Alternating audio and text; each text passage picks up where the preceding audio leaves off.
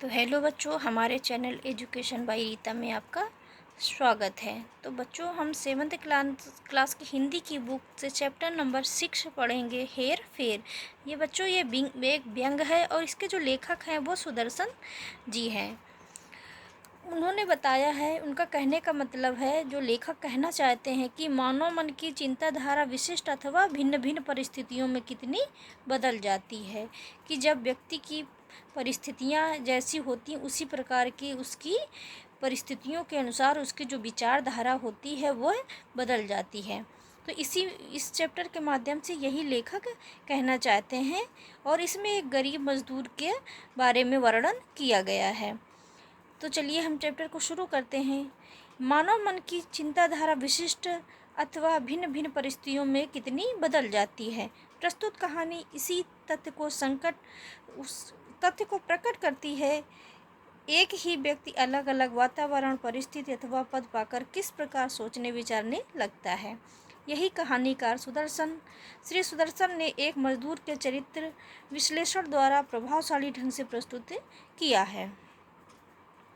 एक गरीब मजदूर सारा दिन लहू पसीना कर देने वाली मेहनत करने के बाद सांझ मतलब शाम का जो समय होता है, सांझ के समय 2 आने पैसे अपनी फटी पुरानी चादर के कोने में बांधकर शहर से निकला और मजदूरों की बस्ती की तरफ चला। बहुत दूर उसने अपने कच्चे झोपड़े के धुएं को आकाश में चक्कर काटते देखा और देखते ही समझ गया कि उसकी माँ उसके लिए खाना पका रही है।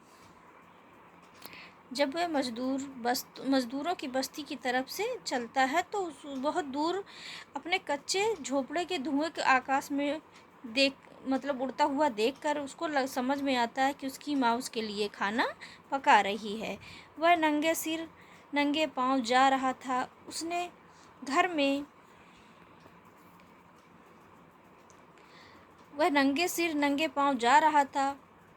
उसने सिर में सिवाय उसके घर में सिवाय उसकी बूढ़ी माँ के और कोई सगा संबंधी न था। उसके घर में सिवाय एक चूल्हे और 2-4 बर्तनों और कोई साज सामान न था, मगर फिर भी वह खुश था। उसकी चादर में 2 आने पैसे बंधे थे। उसके दिल में आशा भरी थी। सामने से एक बारात आ रही थी। मजदूर ने देखा और उसे ख्याल आया,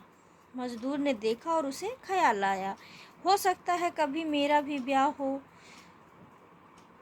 और मैं भी बारात लेकर ब्याहने निकलूं।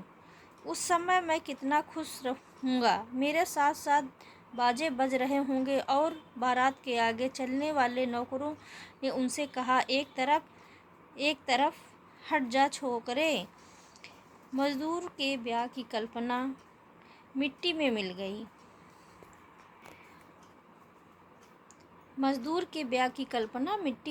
गई। वह खींचकर मतलब खिसिया करके झुलझुला कर बोला, क्यों हट जाऊं? सड़क सिर्फ तुम्हारी नहीं है, इस पर हम भी चल सकते हैं। बारात वालों ने उसे पीटा, उसकी चादर फाड़ दी और उसे उठाकर सड़क के किनारे झाड़ियों में फेंक दिया। बारात चली गई।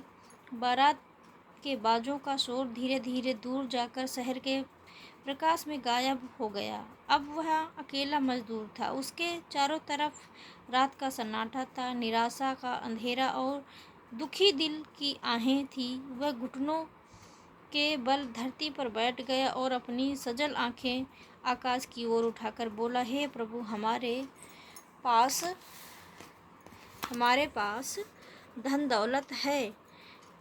पास ना धन दौलत है और ना महल अटारियाँ, ना नौकर चाकर। फिर तूने हमें क्यों पैदा किया? क्या सिर्फ इसलिए कि अमीरों के नौकर आए और हमें मार पीट कर सड़क के किनारे फेंक दें? आखिर दुनिया को हमारी क्या ज़रूरत है? कई वर्ष बीत गए। मजदूर ने जी जान से काम किया, दिन का चैन खोया, रात की नींद उड़ा दी। शतरंज की चालें चली, छल कपट धोखे से धन पाया और धनी बन गया।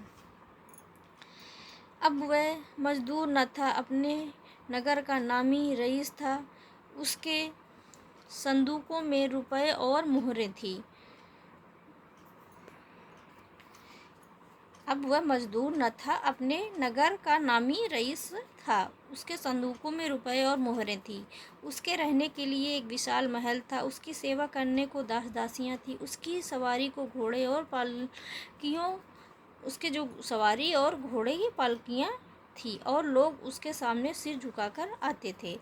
एक दिन सांझ के समय वह पालकी पर सवार अपने घर लौट रहा था कि एकाएक उसकी पालकी रुक गई। उसने पूछा, क्या है?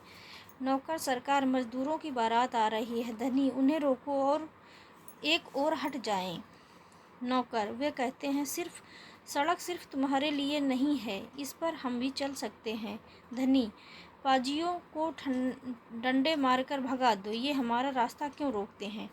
डंडे बरसने लगे। मजदूर चीखे मारते हुए इधर उधर भागने लगे। थोड़ी देर में वहाँ एक भी मजदूर न था, मगर उनकी चीखों से अमीर पालकी सवार का दिमाग खराब हो गया। उसने कहा, मुझे पालकी से उतार दो, मैं आराम करूँगा। नौकरों ने सड़क के किनारे गलीचे बिछा दिए और अपने मालिक को आराम से बिठा दिया। वहाँ से ऐसा मालूम हुआ जैसे वह यहाँ पहले कभी भी बैठ चुका है, शायद कई वर्ष पहले, शायद किसी पिछले जन्म में। इस समय उसका शरीर अपनी पोशाक में गर्म था। उसके सामने उसके नौकर हाथ बांधे खड़े थे और शहर में उसके राजसी महल द्वारा उसके लिए खुला था। राजसी महल का द्वार उसके लिए खुला था। वह नरम गलीचे पर पालथी मारकर बैठ गया और अपनी आंखें आकाश की ओर उठाकर बोला, हे प्रभु, इन अभागे मजदूरों के पास न धन दौलत है, न महल अटारियां, न कर चाकर। फिर तूने इन्हें क्यों पैदा किया? क्या सिर्फ इसलिए कि ये लोगों के रास्ते में आ खड़े और हमारा सारा समय नष्ट करें? आखिर दुनिया को इनकी ज़रूरत ही क्या है? तो बच्चों, ये था और इसमें जीवन का मोल दिया है।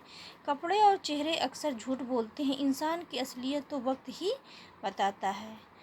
तो लेखक का कहने का मतलब है कि इसमें जो भी एक गरीब मजदूर का चित्रण दिया गया है। तो बच्चों, वीडियो कैसा लगा? अच्छा लगा तो लाइक करना। Thank you.